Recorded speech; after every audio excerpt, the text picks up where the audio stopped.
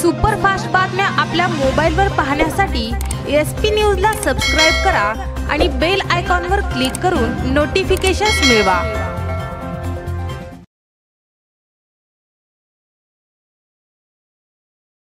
भारतीय जनता पक्षाच्या विजयी संकल्प मेळाव्याचे आणि प्रवेशाचे ज्यांच्या हस्ते प्रवेश झाला ते महाराष्ट्राचे मुख्यमंत्री आदरणीय देवेंद्रजी फडणवीस साहेब, या कार्यक्रमाचे अध्यक्ष राज्याचे महसूल मंत्री आदरणीय चंद्रकांतदादा पाटील, सहकार मंत्री आदरणीय सुभाष बापू देशमुख, या कार्यक्रमाला उपस्थित असणारे या विभागाचे उमेदवार श्रीयुत रणजित सिंह लिंबाळकर, या जिल्ह्याचे ज्येष्ठ नेते आदरणीय माजी आमदार सुधाकर पंत परिचारक साहेब, आमदार प्रशांतराव परिचारक, शिवाजीराव सावंत सर, चौगुले साहेब, तरुणांचे आपल्या सर्वांचे लाडके नेते आदरणीय रणजित सिंहजी मोहिते पाटील, या कार्यक्रमाला उपस्थित असणारे माजी आमदार श्रीयुत शहाजीबापू पाटील, या कार्यक्रमाला जिल्ह्यातून आलेले सर्व ज्येष्ठ पदाधिकारी, सहकार शिरोमणी साखर कारखान्याचे सर्व सहकारी संचालक मंडळ, व्हाईस चेअरमन, सहकार शिरोमणी परिवार, पांडुरंग परिवार आणि उपस्थित स्टेजवरील भाजपचे सर्व नेते मंडळी, माफ करा सगळ्यांची नाव घेऊ शकत नाही, आणि उपस्थित जमलेले सर्व या भागातून, या मतदारसंघातून, सोलापूर आणि माढा लोकसभा मतदारसंघातून आलेले सर्व मतदार बंधू भगिनी आणि तरुण युवक मित्रांनो, आजचा हा कार्यक्रम जरा आपल्या सर्वांच्या दृष्टीने एक वेगळा कार्यक्रम आहे। कारण आदरणीय सहकार शिरोमणी आदरणीय दादांनी आपल्याला एक आदर्श घडवून दिला। सर्वसामान्य शेतकऱ्यांच्या माध्यमातून दादा घडले। 25 वर्षाची परंपरा, शेतकऱ्यांचा विश्वास, आणि त्या पद्धतीने आदरणीय दादांनी कुठलंही राजकीय स्थान नसताना सुद्धा, मग साखर कारखाने असतील, दूध डेअरी असेल, पतसंस्था असतील, शैक्षणिक संस्था असतील, या सगळ्या उभा करण्याचं धोरण आदरणीय दादांच्या माध्यमातून पार पडलेलं आहे।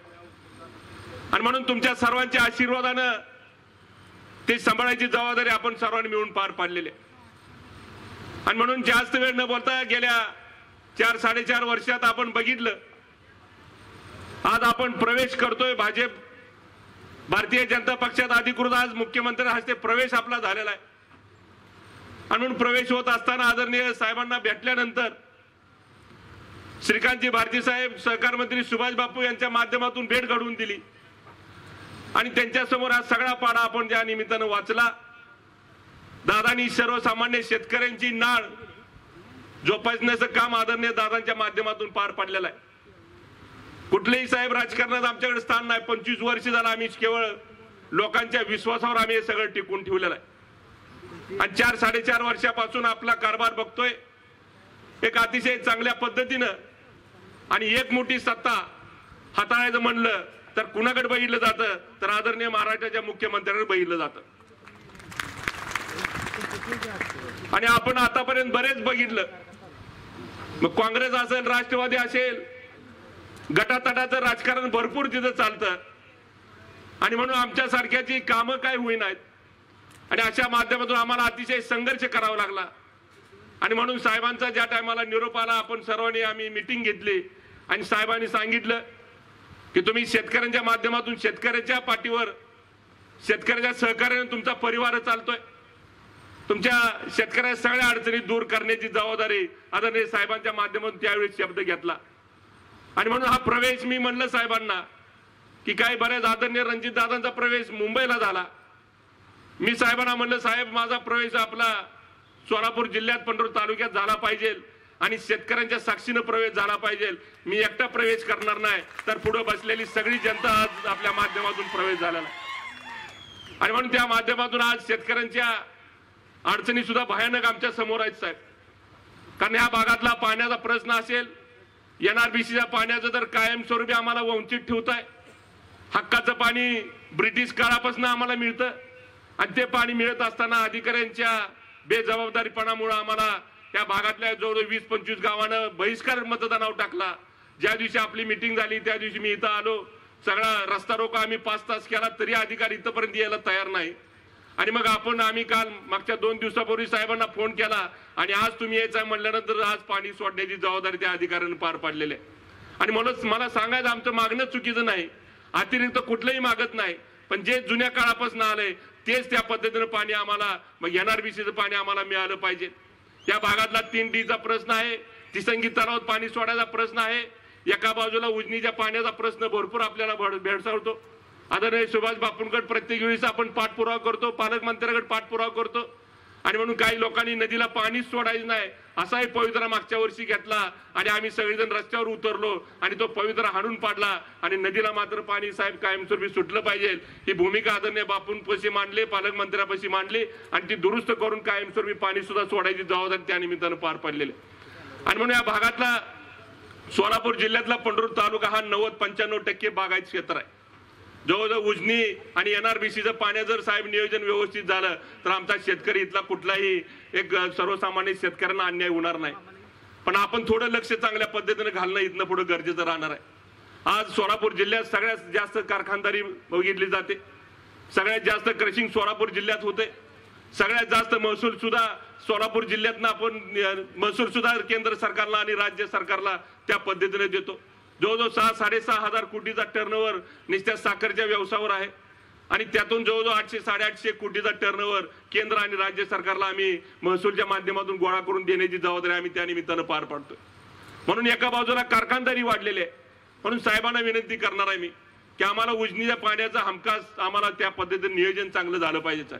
तुम्ही बंधारे जवळजवळ 25-30 बंधारे इथून उजनीपासून अक्कलकोट पर्यंत बंधारे दिलेत. त्या आमचं एवढीच शेतकऱ्याच्या माध्यमातून मागणी आहे की जे अतिरिक्त पाणी ज्या टायमाला पाऊस जास्त पडतो त्या टायमाला हजारो लाखो लिटर कोटी लिटर पाणी वाहून जातं. आणि म्हणून आता बंधारे साहेब आहेत 3 मीटरचे काही ठिकाणी आहेत, 3.5 मीटरचे बंधारे आहेत. आमची प्रामाणिक मागणी एवढी आहे कारण कारखानदारी जास्त झालेली आहे, ऊसाचं उत्पादन जास्त वाढलेलं आहे आणि म्हणून आमचं त्या बंधाऱ्याची उंची 3.5 मीटरची जी उंची आहे ती जर साहेब 7 मीटर उंची केली. आम्ही बॅरेजेस मागणार आहे, बॅरेजेस मागायचं म्हटली तुम्हाला त्या लवादाकडे जावं लागतं, परत तिथं वेगळा निधी उपलब्ध करावा लागतो. पण आता सध्या बंधारे नदीत आहेत आणि त्या बंधारे जर उंची वाढवली तर आता आम्हाला एकदा नदीला पाणी सोडलं की 2 महिने पाणी स्टॉक राहतंय. उंची वाढली तर तेच पाणी 4 महिने स्टॉक राहील आणि आमच्या भागातला सगळा पाण्याचा प्रश्न चांगल्या पद्धतीने साहेब मार्गी लागल. आणि त्याच्यामुळे तुम्ही खास बाब म्हणून आज त्या पद्धतीने जर नियोजन करून जाहीर केलं तर नक्कीच आमच्या शेतकऱ्या भागातला सगळं पाण्यावरच हे सगळं या पंढरपूर तालुक्याची जबाबदारी आहे आणि पाण्यावर जे पंढरपूर तालुका चालतो आणि म्हणून त्या पद्धतीने नियोजन चांगल्या पद्धतीने झालं तर नक्कीच त्याचा फायदा आमच्या सर्वसामान्य शेतकऱ्याला होणार आहे. बाकी सगळ्या गोष्टी तुम्ही चांगल्या पद्धतीने मार्गी लावले पण शेतकऱ्याचे प्रश्न मात्र चांगल्या पद्धतीने मार्गी लावण्याची जबाबदारी आदरणीय आपल्या माध्यमातून पार पाडली पाहिजे. आज कारखानदारीला सुद्धा आज सांगितलं आमच्यावर आरोप झाले, एवढा मोठा प्रकल्प दिला तेवढा मोठा प्रकल्प दिला. आज मी सर्वसामान्य चेअरमन आहे आणि तरी माझ्याच का एवढा का माझ्यावरच का दाद धरलाय नेते मंडळी मला काय कळणार. बरीच आता पुलाखालनं पाणी वाहून गेलं आणि मग मात्र आमच्यावरच काही दाद धरला गेला. मी गरीब सगळ्यात सापडलो, प्रत्येक जण मला दम द्यायला लागले. पण मला खात्री आहे आपल्या पाठीमागे आदरणीय महाराष्ट्राचे मुख्यमंत्री ठामपणाने उभा आहेत, त्याच्यामुळे आपल्या शेतकऱ्याला कुठलीही अडचण येणार नाही. मी पण पट्ट्या ग्रामीण भागातला आणि शेतकऱ्याचं पिल्लो आहे, त्याच्यामुळे शेतकऱ्याच्या माध्यमातून साहेब कुठलाही अन्याय झाला तर मी तुमच्यापर्यंत आम्ही मांडणार आहे आणि त्या पद्धतीने तुम्ही न्याय देण्याची भूमिका आपल्याला पार पाडावी लागणार आहे. आज बघितलं एवढा मोठा कोजेनचा प्रकल्प आम्ही हातात घेतला आणि त्याच्यावर सहकार शिरोमणी वसंतराव काळे साखर कारखान्या माध्यमातून आम्ही प्रकल्प हातात घेतला. कोजेन प्रकल्प पूर्ण झाला आणि मग 220चं सबस्टेशन पंढरपूर तालुक्याला 220चं सबस्टेशन पंढरपूर तालुक्याला मंजूर होतं, जागा मिळत नव्हती. म्हणून मी आदरणीय त्यावेळेच्या ऊर्जा मंत्र्यांना विनंती केली आणि ती जागा आम्ही कारखान्यानं 15 एकर जागा मी साईडला कारखान्यावर दिली आणि ते सबस्टेशन मी कारखान्यावर घेतलं. माझी काय चूक आहे? कारण तुम्ही त्या भागातले खासदार होता, तुम्ही ऊर्जा मंत्री होता, आम्ही ते काम आम्ही तुमच्याकडनं करून घेतलं म्हणून आम्ही कोजन दिलं. कुठं एवढं मोठं सहकार्य केलं, काय कल्याणराव काळेला सहकार्य केलेलं नाही सर.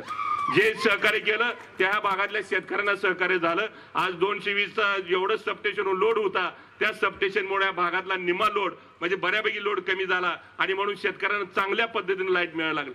आणि म्हणून असे वेगवेगळे आरोप केले जात आहेत. आम्हाला सगळ्यांना वडून धरलं जात आहे आणि म्हणून त्या पद्धतीने साहेब आम्ही चांगल्या पद्धतीने शेतकऱ्यासाठी चांगल्या पद्धतीने आम्ही कामं करत आलेलो आहे. आता खात्री आहे की आज तुम्ही स्वतः इथं आलाय म्हटल्यानंतर आमच्या सगळ्या गोष्टी आमच्या मार्गी लागणार आहेत आणि 100% आमच्या ग्रामीण भागातल्या शेतकऱ्यांचं सुद्धा आता सगळ्याला वातावरण आपल्याला चेंज झालं पाहिजे. त्या भागातले आपले उमेदवार रणजितसिंह लिंबाळकर आणि खालचे उमेदवार असं दोन्ही उमेदवारांचं चिन्ह आहे कमळ. आता आपल्या चिन्हात फरक पडलाय मित्रांनो, लक्षात ठेवा. नाहीतर आपण वेगळ्या पद्धतीने आज करून चालणार नाही. कारण आपल्याला कुणाला मतदान करायचं वरडून सांगितलं पाहिजे तुम्ही. आपण लोकसभा मतदारसंघाला कुणाला मतदान करणार? आवाज नीट आला नाही. कमळालाच मतदान करायचं आहे. त्याच्यामुळे बोल थापाला बळी पडायचं नाही. हे एकमुखी सरकार आहे. तुम्ही काही मागा त्या पद्धतीने स्वतः महाराष्ट्राचे मुख्यमंत्री आपल्या पाठीमागे ठामपणाने उभा आहेत आणि मला खात्री आहे शेतकऱ्याचे सगळे प्रश्न मार्गी लावण्याची जबाबदारी आदरणीय साहेबांच्या माध्यमातून पार पाडणार आहे. मग कारखान्याचे प्रश्न असू द्या, शैक्षणिक संस्थेचे प्रश्न असू द्या, शेतकऱ्याचे प्रश्न असू द्या, सगळे प्रश्न मार्गी लावण्याची जबाबदारी आदरणीय साहेबांच्या माध्यमातून केलेली आहे. आणि म्हणून साहेबांनी आपल्याला त्या पद्धतीने सहकार्य केलेलं आहे. मी जास्त वेळ बोलणार नाही कारण साहेबांचं भाषण आपल्याला ऐकायचं आहे. म्हणून मी परत एकदा मी या स्टेजवरच्या मान्यवरांना एवढीच विनंती करतो की आम्हाला तेवढं समजून चांगल्या पद्धतीने न्या. नाहीतर आमची आपदा केली तर आमच्यावर मला कुठं जागा सुद्धा राहणार नाही. आणि म्हणून सगळे नेते मंडळी आहेत त्यांनी आम्हाला समजून द्यावं. मी एकटा नाही, मी वैयक्तिक काही साहेब आपल्याला मागणार नाही. जे मागल ते शेतकऱ्यासाठीच मागणार आहे. एवढंच आम्हाला सहकार्य तुम्ही करा एवढीच विनंती या निमित्तानं करतो आणि मी थांबतो. जय हिंद, जय महाराष्ट्र. जे मागाय